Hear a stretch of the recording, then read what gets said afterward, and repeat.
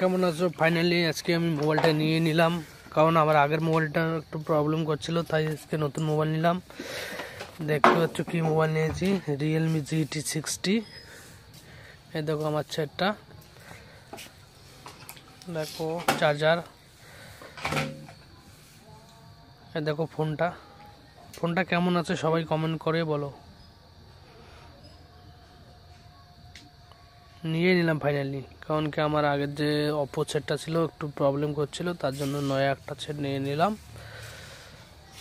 ফোনটা কেমন আছে আমাকে একটু কমেন্ট করে বলো। সাউন্ড বন্ধ করি না, তুইগুলো সব কমু কভার টভার ভালো করে দেখাও, মোবাইলে ভালো করে দেখাও। অনেক দিন খোঁজাখুঁজির পরে সেটটা নিয়ে নিলাম।